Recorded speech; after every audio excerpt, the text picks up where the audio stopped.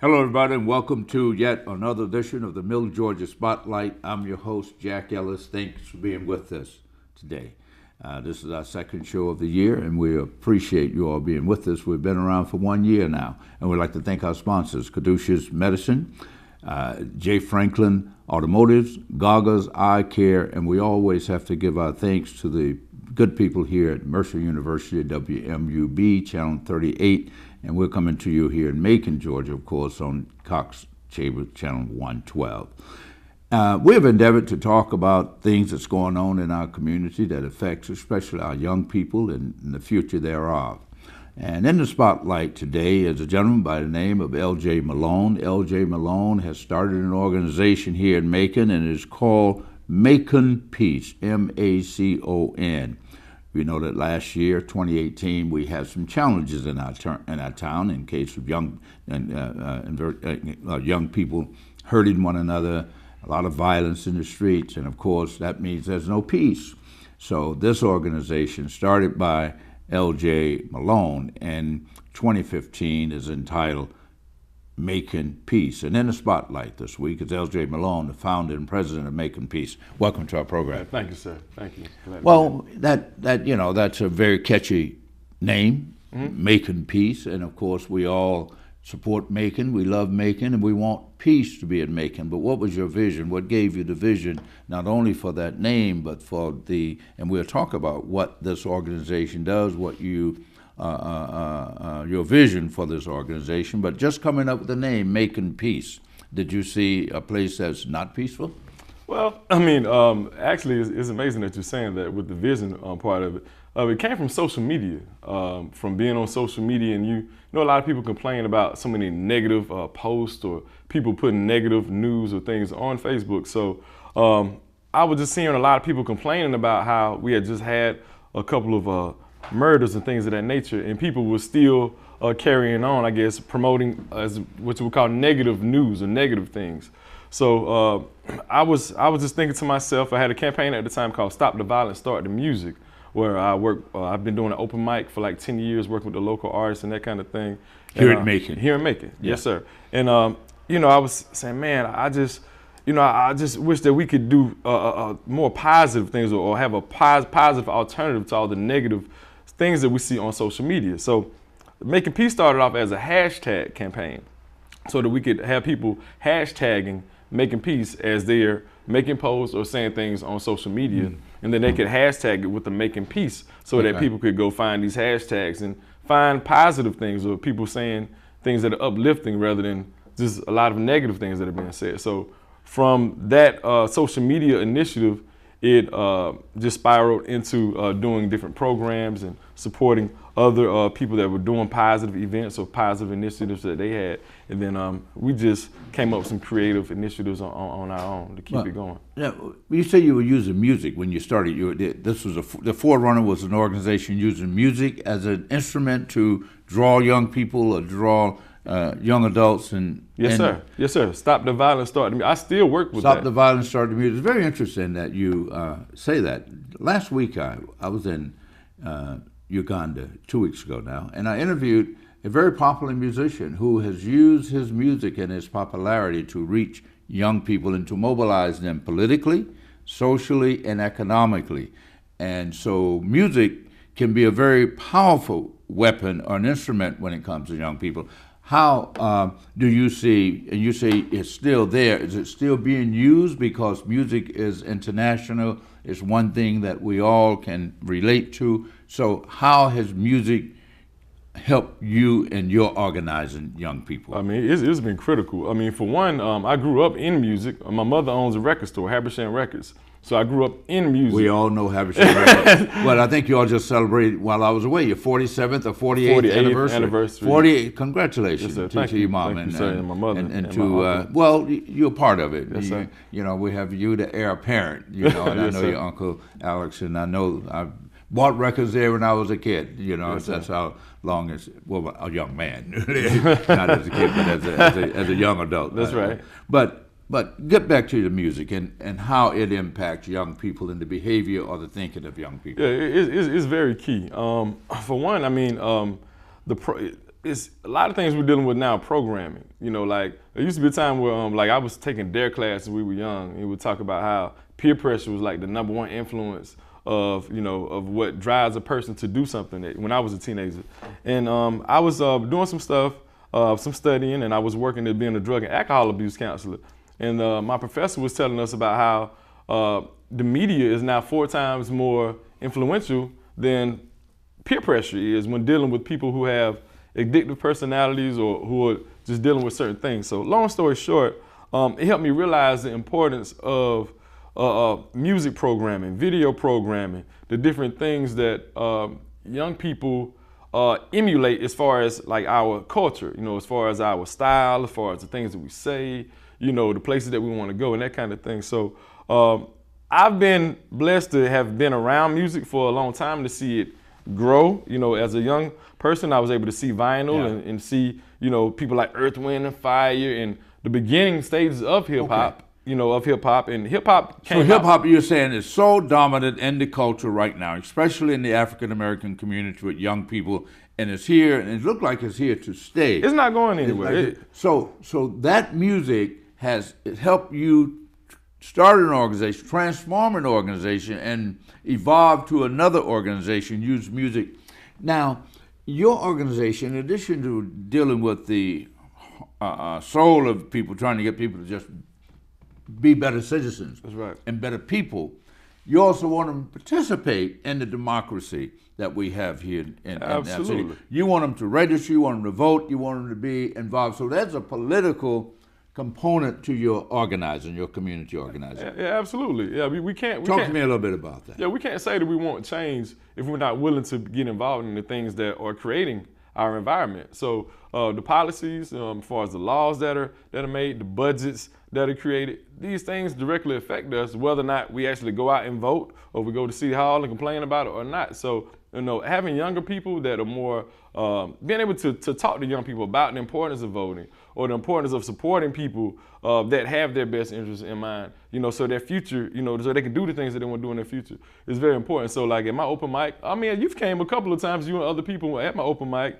came and spoken to the people about the importance of voting, the importance of being active in the community, being education, whatever it takes. And I actually stress a lot of things dealing with education, even in the music industry. I stress a lot of things as far as, how to, make it so that they can make a career out of music if that's what they want to do, as far as make sure they're contracting this together, publishing, just now, that kind of thing. Let me ask you this.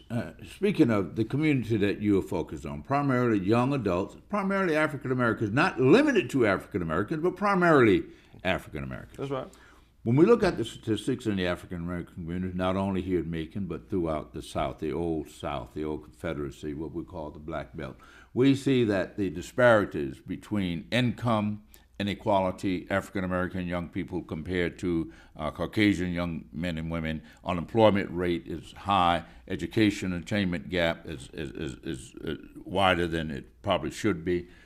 Are you, being a watchdog and being involved, how do you propose changing that, working with those who should be changing it, bringing resources to bear? Do you work with the community at large, collaboratively to deal with some of these, especially when it comes to poverty, which is a very systemic problem in the African American community? Yes, absolutely. I was working with my father last year. My father passed last year. He was an upholsterer, and he was helping me to develop a program that I'm still highly interested in doing. I hear a lot about there are a lot of jobs that are coming to Macon, like we have Amazon, a lot of these big program, factories and things of that nature. But a lot of our people here aren't. They don't have the skills for the job. They're not educated, or they don't have what it takes. So they can't take advantage of it. They can't take advantage of it. So I'm really big on right at this point trying to educate some of our people with being able to acquire job skills, acquire education. One of my biggest things with Making Peace, the biggest initiative that I want to push with Making Peace is the literacy program.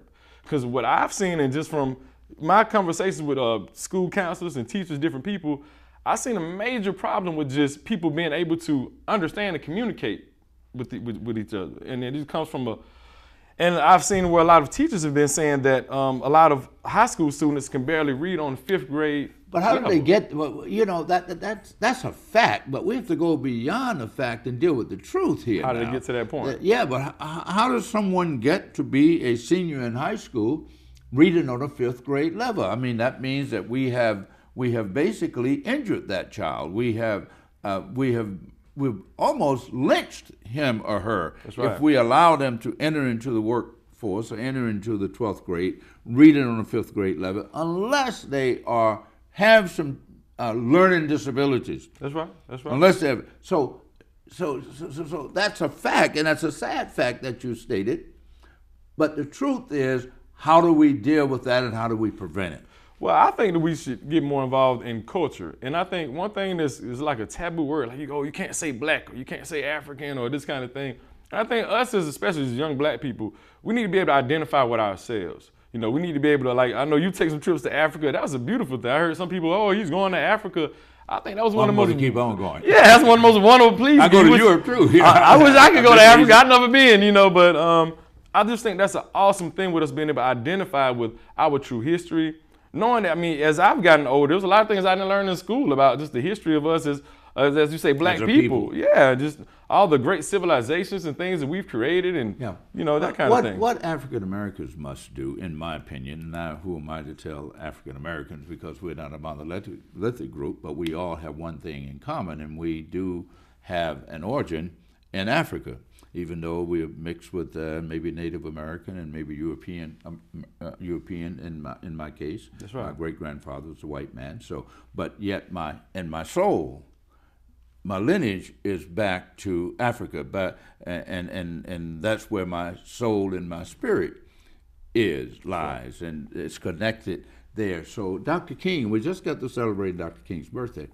Dr. King says the first thing you must do is get to know yourself so that you can free yourself from mental slavery. Even Bob Marley said, only you can free your mind. You must emancipate yourself from mental slavery. Once we can do that and look down and see who we are, how we are connected with Africa, great civilizations, then we get to know who we are in spite of slavery, in spite of Jim Crow, all that we have endured here, that we're still standing because there's something deep inside of us that we have to connect with again, so that we can continue to sojourn and make a difference in places where we live. Yes, sir. Yes, sir. Absolutely. I think that's a outstanding thing that you're saying, because and that's what you're working on. I'm working on that to get people to know who they are. Yes, I am. And to be better people. Yes, and to treat their communities better, their women better, their parents better, just being a better person. That's right, and that's what making peace really is all about. Yeah, okay. You know, it's not even just about, as you say, stopping the violence per se. You know, the violence comes from us just being able to live in harmony with each other and having understanding and love for each other. You know. Now we hear the slogan of late. We think it's of late: "No justice, no peace." Dr. King said that a long time ago, as a matter of fact, in his last speech. And where do we go from here? No justice, no peace. But he also says no peace, no justice. That's right. If we don't have peace, we don't have justice, no justice. So we know that there's been, maybe not so much in Macon. I don't know how much. I don't know the statistics. Maybe you do.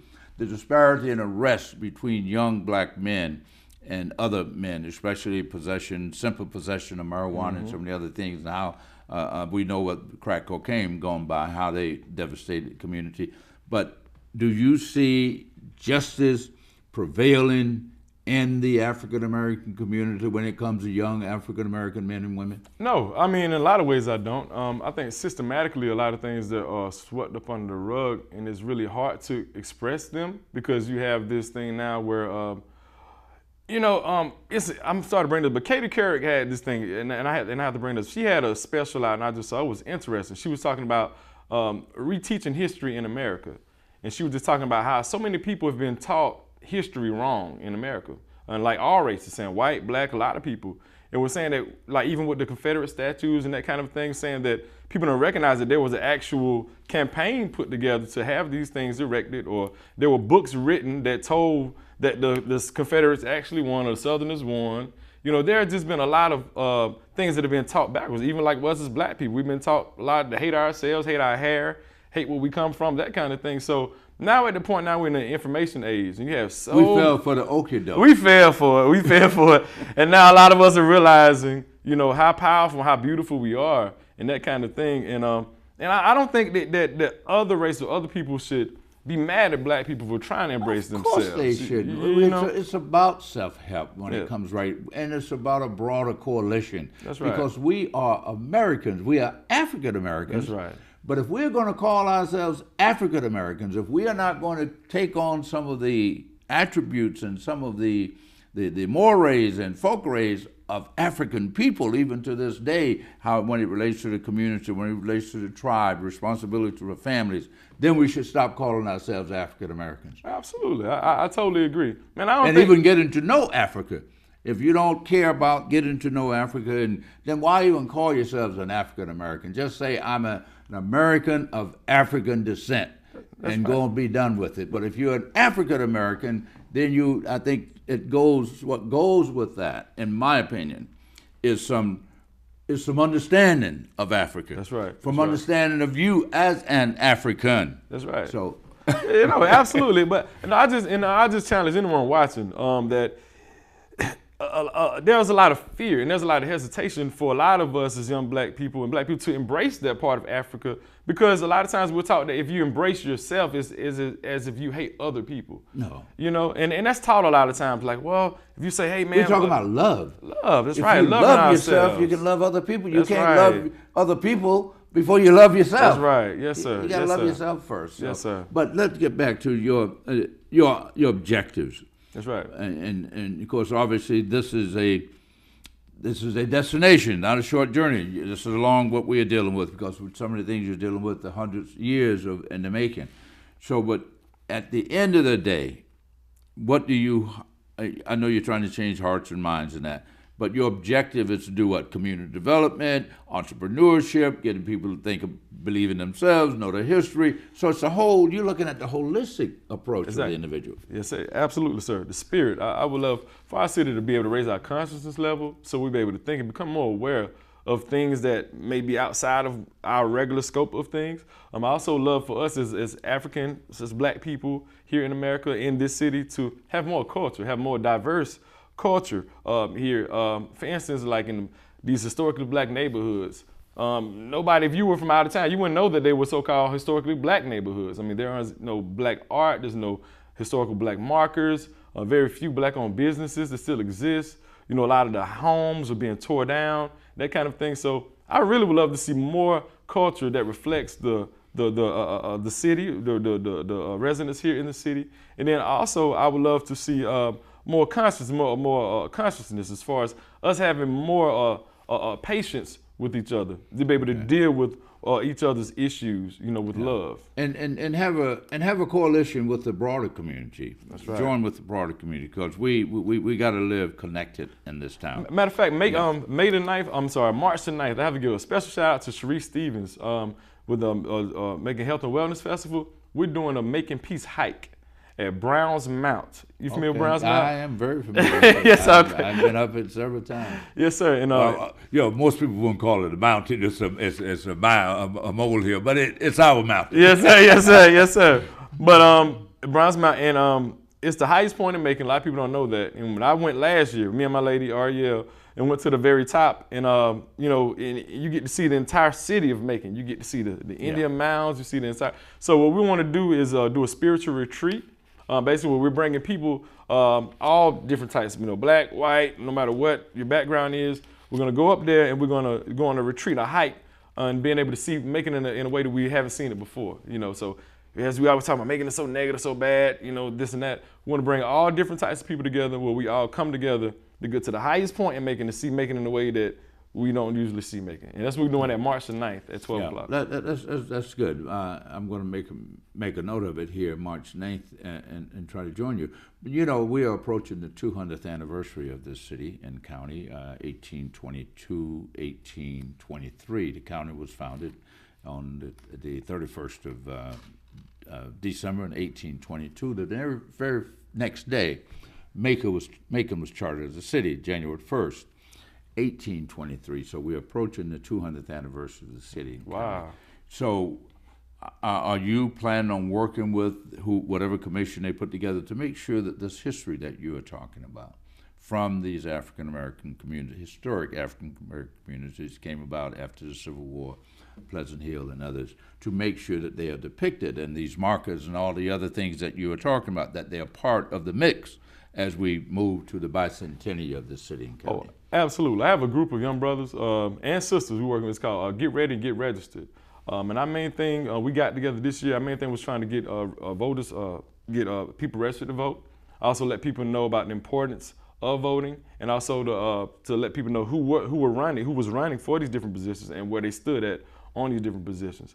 And shout out to Ray, a brother named Ray. He's a club owner, graduate of Mercer, works at Geico, is an artist, very active guy. Marshall Talley, he ran for Macon Water Authority. He's active. He works with getting people their IDs to vote. They haven't had the IDs. He gets their IDs.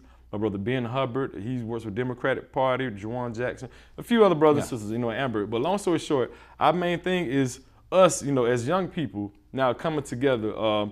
We've had a big generational gap too with some of the older and younger generation. And we have to embrace you. We have to embrace you. We have to be mentors where we can be mentors, and we have to get out of the way because Nelson Mandela reminded us that you're never too young to lead, you're never too old to learn. So even though we are older people, we have things that we can learn as well. I just celebrated my 73rd birthday while I was in Uganda. And speaking of Uganda again, I invite you to look at a YouTube video on the Mill Georgia Spotlight. How old are you? I'm 37. The young man I interviewed that's running for president in Uganda is 37, Bobby Wine. And he's dealing with something very similar. He's a musician, so he has great name recognition. Maybe a lot of people don't know who you are, but you're in the bowels of the community working, doing the same thing, educating young people, get them registered and want to turn them out. I encourage you to look at my YouTube video for the Mill Georgia Spotlight and listen to the interview that I did with a 37-year-old young African man in Uganda and what you were saying 2 oceans away, the Atlantic and the Indian Ocean away, because they're near the Indian Ocean, but definitely Atlantic away. And some of the same things, the themes were running through both of you all's conversation. Wow. But he's an elected official. He's in Parliament. You are just a community organizer working without pay, trying to make your community better. You're to be commended for it. Now, what other programs are you dealing with can we expect from this Macon peace? Because if there's no peace in this town, if we don't have peace, first of all, we got to have peace within ourselves. That's right. And within our own community, within our families, but if we are continually viewed as a violent city, as a city where you just seem to shoot, just soon as take out a gun, a young person, 15, 16, and shoot a person that maybe he even grew up with and kill him as he will just call his name.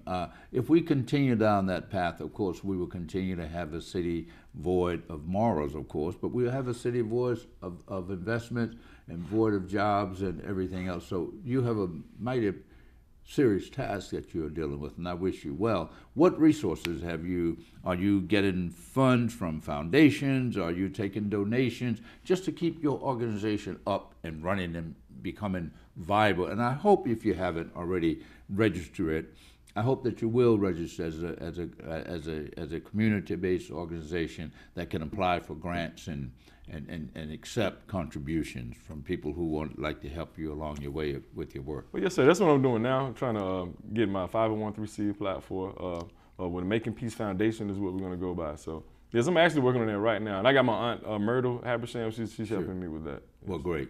Well, what other programs? You talked about you collaborating with Ms. Stevens, Sharice. I know her. Yeah, she worked for the city when I was the mayor. And she's a very involved young woman. So in addition to that, what other initiatives that the organization Making Peace, and I'm glad to know you're collaborating with other organizations because we have to work together. That's right. But what other initiatives that you have as an organization going forward? I'm working with the spiritual community a whole lot. The faith community. Yes, definitely. And I've also got to give a big shout out to Mr. Kirk over at Homeland Village. Kurt Hodges, very good friend. He's an awesome guy. He's opened it up for us to do some stuff over there as well. But the faith-based community, the mosques, the churches, I have a few pastors that I'm working with right now. They're very, very helpful. They're helping with the Making Peace hike, helping to provide transportation. They want to do some agriculture projects. I was a founding member of the Agri-Hood on South Macon and Knott Street. Danny Glover. Yeah, with Danny Glover. Yes, I was one of the founding members of that. And urban agriculture is another, something else I want to push as far as sustainability and create jobs, eating right. Yes, sir. Because that's one of the things we have to deal with in the African American community, young people as well as because young people eat what their parents are prepared for them to eat, and we grow up sometime eating not the right things. Yes, sir. And they also show that's a correlation too with the violence, like with the things that we sugar, eat. the amount sugar and the things that we eat actually affecting our the behavior, and that's a real scientific fact. So even without, that's a big part of why we chose to try to do some of this agriculture in these neighborhoods, because of this term called food deserts, which you probably I'm very familiar with. Yes, sir. And they talk about how we have a lot of them in Macon. Yes, we do. And you have so many of these black neighborhoods. They have convenience stores, but they don't have any grocery stores. Nowhere that sell fresh fruits. Convenience stores are selling junk that you shouldn't eat. A whole lot of junk food. Some of it's outdated, even if it was good for you. But most of it's not good for you in the first place. But how do you talk about urban farming? There are a lot of vacant lots. Do you have a program that you have put together? Is this something that down the road, or do you have a comprehensive plan that this is what we're going to do? Yes, here's our strategic plan. Yeah, I have a comprehensive plan. I'm kind of got to keep it a little bit under wraps because I got some stuff I'm developing. But I am working with a few churches here locally on doing some stuff with them and with the community through them. Yeah. So and get one of these tractor companies to donate a tractor so you can plow up these, cultivate the fields. No one's using the hoe and mules anymore. Yes, sir. I'm telling you, machinery to get some things done and plan. But you not only that's a very good idea that you have there, because not only are you encouraging people to eat right and take use of the land that's just laying dormant in the community that could be an overgrown lot, but there are also entrepreneurial opportunities here where people can make some money. Yes, sir, and take care of their families. And that's what we ultimately want to do. We want to make it so that we can be self-sustainable. Our black neighborhoods can be uplifted out of these poverty-stricken environment. The environment that we have right now. We just want to make a big change. Make a difference. Make a total difference, holistically. Not just put Band-Aids on, like they say, on the stab wounds. We really want to heal people from the inside out. And don't say you're too young. Remember now, Dr. King was 38 when he lost his life. He was 1 year older than you. Look at what he had from Montgomery bus boycott, where we first heard of Dr. King as a 26, 27-year-old Baptist preacher, and to 12 years later, and he's gone, but look at what he accomplished. So you're not too young. You're 37, like I said. There's a young man I interviewed last week in Uganda that will probably be the president of Uganda in 2021. So it's time for you all to take your rightful place. And I want to congratulate you and commend you for what you're doing. And we are out of time, but if you want to tell people how they can get in touch with you, if they want to get involved, we probably have enough time for that. Oh, definitely. Yeah, just you can reach us at Making Peace. We're on Facebook, #Making Peace. My name is LJ Malone on all social media platforms. You also can find me at Habersham Records, or either my uncle Alex Habersham at the Making Black pages. Yes, sir. So I do all the social media marketing, for them as well. So I'm not a hard person to find, but Making Peace, just support. And you're in the streets, you out there working. I'm out here, yeah. So if you can get a T-shirt, we got a T-shirt campaign, we got the signs. We're trying to get some billboards. You want to help get the billboards put up, yard sign campaign we want to do. So just support. So they get in touch with you. They want to make a contribution. They want to get involved in another way. Well, we want to thank you very much for joining us here on the Mills, Georgia Spotlight. And we want to thank you all for joining us this week here on the Mills, Georgia Spotlight. Been talking with L.J. Malone, who is the founder of Making Peace, an organization devoted to bringing peace in our community, elevating the spirit and the spirits and accomplishments of young people in Macon, be they black or white, but especially working in the African American community. We want to thank you for joining us this week here on Military Spotlight. Until next week, I'm your host, Jack Ellis. Goodbye.